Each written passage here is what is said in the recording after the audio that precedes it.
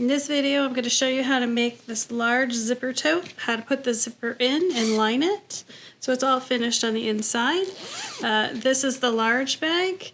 We've also done a little bag with a little pocket on the front. The video will be covering the large bag though. And those are our zipper totes. This is a blog post that's going to go on David Textiles Fabrics, so you can check out the whole post there, but this is just a quick video to show you how to make a little zipper pouch. So we've done the little one. We have a large one and a brush bag. I'm going to do the large one next. And to start with, we take a piece of fabric that is 1.5 by 2. We fold in the ends each 1/4 inch and press, and then fold it in half 1/4 inch and press. We have a 14-inch zipper here, and I went ahead and I tuck the end of the zipper in here. The zipper only goes about 1/4 inch in. This is all empty up here. And I top stitch the zipper down in place. And then you trim up the fabric to match the zipper. This is just giving you a tab. It gives you something to sew, grab and sew without the bulk of the zipper. We'll do the same thing on the other side once we have our bag front to measure against. So our bag front on this one is going to be 2 fabrics. It's going to use the pink X's at the bottom, and we're going to use the roses with the pink ribbons for the top. So I'm going to sew this to make the bag front, and then repeat to make the bag back. So we've got the top and bottom sewn together. This is the bag front, this is bag back, or vice versa. And then I'm going to use some fusible fleece, and I'm going to iron it onto the back side of each piece. And you can quilt this bag front and bag back at this time to, if you desire, or with the fusible fleece, it's fusible, it's just stuck in place. You don't have to quilt it if you don't want to. So we're going to go ahead and press these on. Alright, so we have our fusible fleece pressed onto the back of the bag front and the bag back. And now we're ready to do the zipper. So the first part of this is we have to measure the zipper. I just measure it against my bag. Make sure you pull the zipper head down into where you're keeping the zipper so that when you trim this, you don't accidentally trim off the zipper head. I know of what I speak because I've already done it this week. And you want to cut this about 1/2 inch shorter than the bag front. So the bag front is 14 inches. We want to cut the zipper at 13.5. So I just pen, use some old dull scissors or paper scissors. You don't want to use your good scissor on the zipper because you're going to cut through metal. And we measure 13.5 and we mark it. And then we trim it away. You want to make sure you're even at the end. Just know if you're using dull scissors, it's going to be kind of bouncing off of it. So there we go. We have it cut. I'm going to pull that zipper back. And get some wonder clips. Now you tuck the zipper ends in about 1/4 inch, maybe 3/8 of an inch. You don't want to go all the way to the end.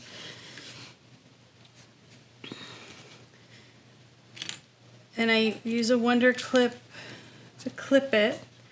And then I take a ruler and measure it again to make sure it's 14 inches from end to end. That's what we need it to measure. And if it doesn't, you just slide this out a little further.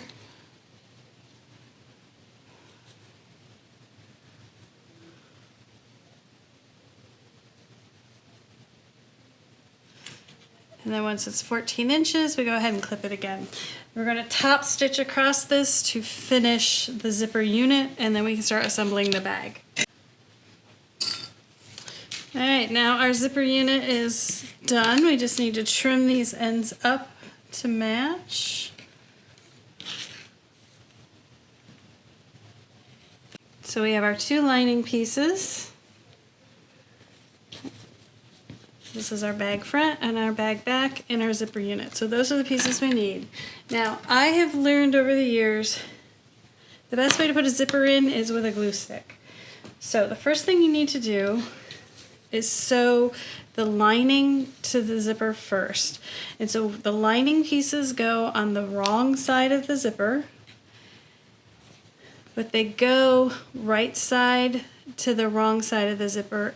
And you always want to do this, I don't know why, but you want to put the lining piece, align the top edge of the lining piece with the upper section of the zipper, and we're going to sew it with a zipper foot. So the best way to do this is you can clip it, you can pin it, but if you use a glue stick, you can glue the zipper in place and it's not going to slide on you. Glue sticks wash out, so if you get any on the outside of the bag, you don't have to worry about it.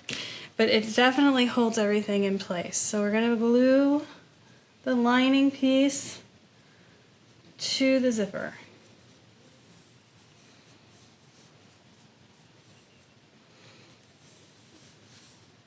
Okay, now we can take a zipper foot and we can sew this in place. And then come back and sew the front of the bag on. The other choice is you can go ahead and glue the outer bag to the zipper and sew it one time, which is what I'm going to opt to do. When you're sewing these together with your zipper foot, you'd sew to about here and then take the zippered head and move it out of your way to finish sewing the rest of it. So again, I'm just aligning and gluing this together. And then I'm going to take my zipper foot and sew this in place, and then I will show you where we're at. Okay, so there's the first side of the zipper, and the outside of the bag is there, and the inside, the lining is against the wrong side of the zipper, so that is correct. I am going to flip the lining out of my way, and I'm going to top stitch along that edge to help it stay flat. So that's the next step. Okay, now we just repeat with the other piece of lining on the back side and the other piece of the bag on the front side.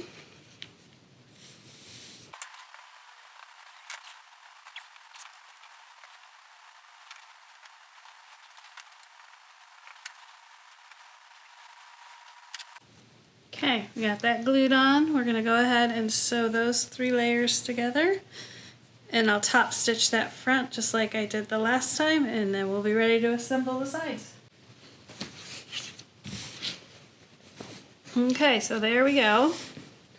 There's the bag front with the zipper, and the bag back with the lining sewn in place. And so what we're going to do is we're going to now put the 2 lining halves together and the 2 outer bag halves together. So it looks like that. Now this step, you want to make sure you've opened your zipper so that you can turn the bag right side too. And what we're going to do is we're going to start down here at the bottom. We're going to sew all the way around both rectangles, but leave yourself a 3 to 4 inch opening in here for turning the whole bag right side out. And so I do find it handy to align the sides and clip them. Make sure you're aligning the front and back strip and a clip. And then I do the same thing here. I do the top, I just clip to hold it in place because it doesn't want to shift while you're sewing. So I do clip everything, aligning my edges.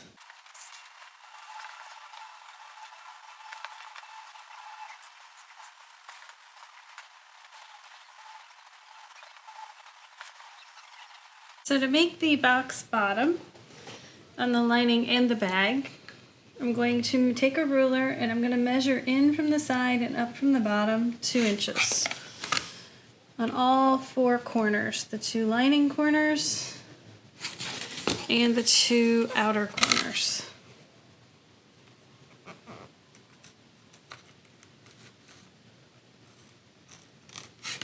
And then I'm going to take a pair of scissors and I'm going to cut those 4 corners out.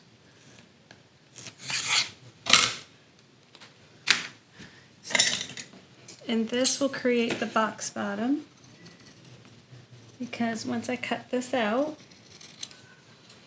I'm going to take the side and the bottom, I'm going to open this up and align those 2 seams, and I'm going to sew a 1/4 inch across, and that will create the box bottom.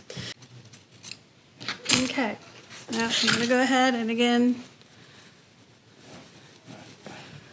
fold those together and sew them. Okay, so there is the sewn box bottom on the lining and on the bag. So now we turn it right side out. And we pop out all 4 corners. Now we can top stitch our lining. You turn in the opening a 1/4 inch and you just top stitch it closed. Alright, once you've sewn your lining closed, it's time to put it in your bag. And just push it down into the corners so the box bottom matches. Make sure you push out the corners at the top.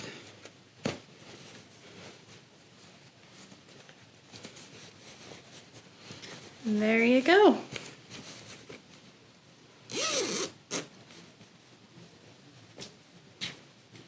There is the top big bag and the little bag. I hope you've enjoyed this video, and if you have, make sure you like and subscribe below. You can find the Whimsical Workshop on our website, thewhimsicalworkshop.com, and that has all links to all of our other social media platforms. Thanks for joining us.